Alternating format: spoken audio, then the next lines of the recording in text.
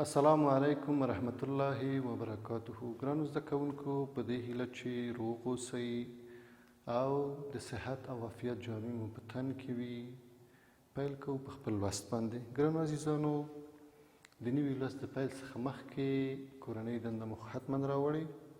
ډېر اعلی. همدارنګه غواړم چې په تېر لوست باندې لږ رڼا واچوو. ګرانو عزیزانو، تاسې په تېر لوست کې څه لوستي وو؟ ایکوسیستم. ایکوسیستم په خپله څه شی دی؟ ایکوسیستم په یو چاپیریال کې د ژوندیو او غیر ژوندیو موجوداتو یوه ټولګي ته چې دوی په خپلو کې سره اړیکې ولري، دا ایکوسیستم دی. او په څو ډوله دی؟ په دوو ډولو. د وچ ایکوسیستم لکه چې شی غرونه، دښتې او داسې نور، او بل د اوبو ایکوسیستم. د اوبو په ایکوسیستم کې کوم موجودات دي؟ مختلف ژوندي او غیر ژوندي موجودات لکه کبان، ماهیان، چونګښې او همدارنګه تیږې او نور.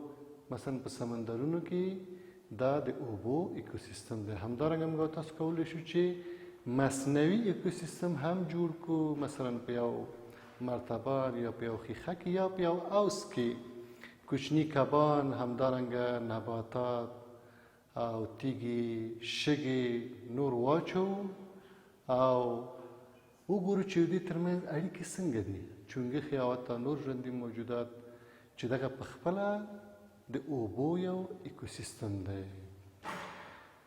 همدارنګه موږ او تاسو د بیولوژي د مضمون د اووم د ټولګي اووم څپر کې د کتاب مخونه مو 9 یو څلوېښتم لوست چې د ایکوسیستم عوامل او فکتورونه دي، دا به نن انشاءالله موږ او تاسو مطالعه کوو. خو د بحث نه مخکې غواړم چې د همدې لوست مهم موخي یا اهداف تاسو ته وړاندې کړم. د دې درس تر پایه به موږ او تاسو په دې وتوانیږو چې د ایکوسیستم عوامل وپېژنو، یعنې هغه فکتورونه یا عوامل چې په ایکوسیستم کې موجود دي هغه څه دي، دا باید وپېژنو. همدارنګه د ایکوسیستم د فکتورونو څخه کار واخلو. نو چې موږ یو ځل یو موجود پیژنو، نو باید ورڅخه مثبت کار واخلو، ګټه ترې واخلو. همدارنګه د ایکوسیستم د عواملو د ساتنې هڅې وکړو، ځکه دغه ټول موجودات چې په ایکوسیستم کې دی الله تعالی زموږ د ګټې لپاره پیدا کړی. نو چې کوم توکي ورته ضرر پیښوي یا انسانان ورته ضرر پیښوي، د دې نه به مخنیوی وکړو، ځکه د ایکوسیستمونو په ګډوډۍ سره ژوند ګډوډېږي. نو راځو خپل اصلي لوست ته. بسم الله الرحمن الرحیم. د ایکوسیستم عوامل او فکتورونه. همداسې چې ایکوسیستم په خپل سر نه جوړیږي، یو سلسله عوامل او فکتورونه دي چې د ایکوسیستمونو د ایجاد یا د جوړېدو سبب کیږي. هغه به کوم عوامل وي؟ په مجموع کې دوه ډوله عوامل یا فکتورونه موجود دي، چې یوې فزیکي عوامل ورته وایي یا فزیکي فکتورونه، یا غیر ژوندي، او بلې ژوندي عوامل دي یا بیولوژیکي عوامل یا فکتورونه دي. یعنې دغو دوو عواملو ترمنځ چې یو بل باندې اغیزې لري، یو بل سره اړیکې لري، ژوندي او غیر ژوندي عوامل، دوی په نتیجه کې ایکوسیستمونه رامنځته کیږي. چې په دې لوست کې موږ او تاسو تنها فزیکي یا غیر ژوندي عوامل غواړو چې مطالعه کوو. په غیر ژوندي یا فزیکي عواملو کې ګرانو زده کوونکو نور، تودوخه، اوبه، هوا، خاوره دا فزیکي یا غیر ژوندي عوامل دي چې د ایکوسیستمونو د جوړېدو لامل ګرځي. نور څه رقم عامل ده چې د ایکوسیستم د جوړېدو لامل ګرځي؟ ګرانو زده کوونکو، تاسې په تېرو لوستو کې لوستي وو چې د نور د موجودیت نه بغیر د فوتوسنتیز عملیه نه ترسره کیږي. د نور په موجودیت کې د فوتوسنتیز د عملیې په نتیجه کې نباتات موږ او تاسو ته خواړه یا توکي برابروي، میوې، سابه او نور، چې هم د نباتاتو د ودې سبب ګرځي او هم موږ او تاسو ته مختلف میوې او دانې د همدې فوتوسنتیز د عملیې په نتیجه کې راکوي. نو نور یو فزیکي عامل دی د ایکوسیستمونو د جوړېدو. همدارنګه بل عامل تودوخه دی. ګرانو زده کوونکو، تاسې پوهیږئ چې ټول نباتات یا حیوانات په یو معین حرارت کې یا تودوخه کې ژوند کوي. یو معین حرارت او تودوخه سبب کیږي چې دوی نمو وکړي. په طور د مثال شوله چې ورڅخه وریجې جوړیږي، دا په ګرمو مناطقو کې لکه زموږ ستاسو د ننګرهار په ولایت کې یا نور ګرم ولایت چې دي، په دې کې وریجې ډېر ښه کرل کیږي ځکه چې هغه معین حرارت ګرم هوا ته ضرورت لري. همدارنګه ډېر حیوانات دي چې د ډېر حرارت په نتیجه کې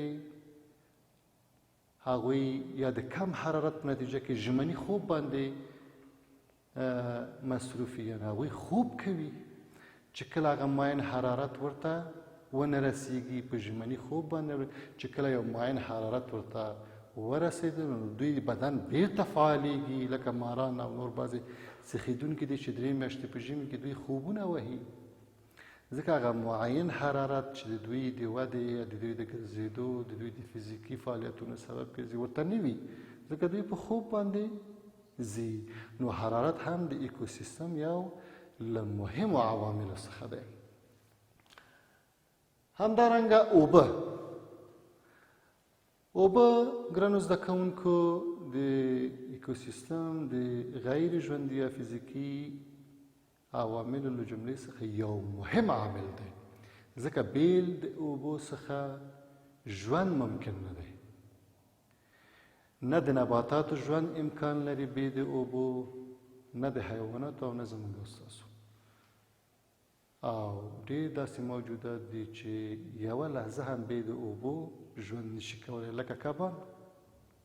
نو اوبه د ایکوسیستم د مهمو فزیکي عواملو له جملې څخه یو مهم فاکتور یا عامل اوبه دی.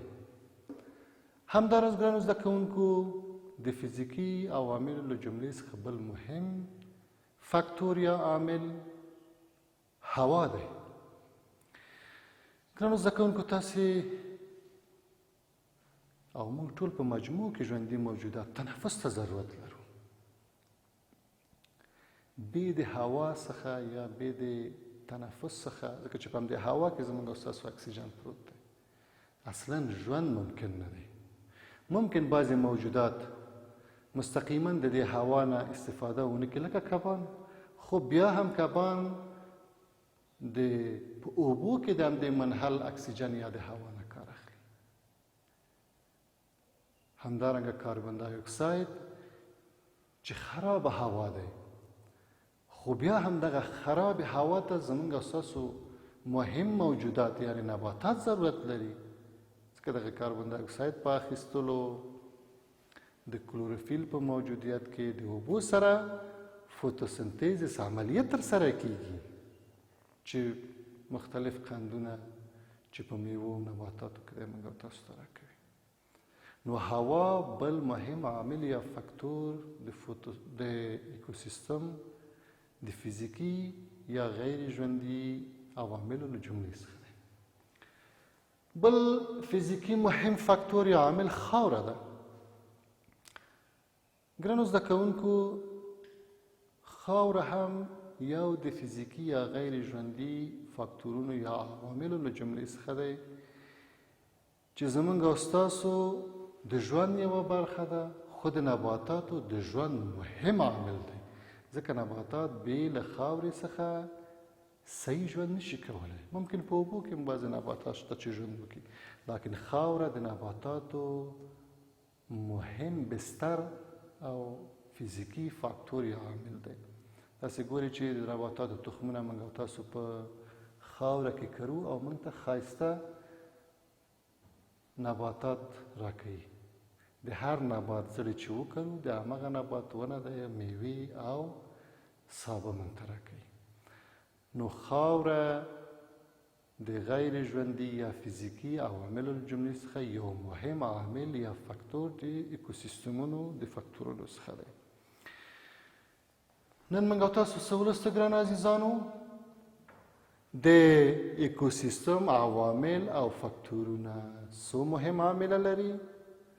دوه مهم فاکتور یا عامله لري چې یو فزیکي یا غیر ژوندي فاکتور او بل بیولوژیکي یا ژوندي عوامل، چې زموږ او ستاسو د نن ورځې لوست په فزیکي عواملو پورې مربوط و. فزیکي عواملو یا فاکتورونو له جملې څخه کوم مهم فاکتورونه دي؟ نور دی، اوبه دی، هوا دی، حرارت دی او خاوره دی، چې د دغو فزیکي عواملو نه بغیر اکوسیستمونه نه جوړیږي یا د جوړېدو امکان یې ډېر ټیټ وي. دا و زموږ او ستاسو د نن ورځې لوست ګرانو عزیزانو. نن به تاسو ته کورنۍ دنده هم در سپارم. تاسې خپلې کتابچې پرانیزئ او کورنۍ دنده ولیکئ.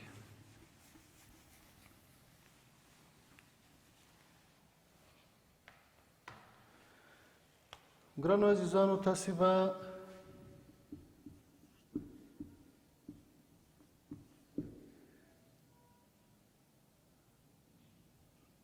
په کورونو کې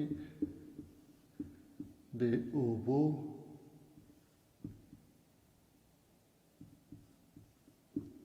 اکوسیستم جوړ کړئ. ګرانو زده کوونکو، تاسې یو عملي کار وکړئ، یو مرتبان راواخلئ. په هغه مرتبان کې کوچني د مایانو بچي، چونګښې، که د چونګښې بچي م پیدا کړ، یو څه نباتات، وړې تیږې او شګې واچوئ او بیا تاسو وګورئ چې دغه د اوبو اکوسیستم کې دغه ژوندي او غیر ژوندي موجودات څه کوي، او دا موږ ته په کتابچه کې بیا ولیکئ چې زه بله ورځ یې ګورم. دا زموږ ستاسو د نن ورځې لوست.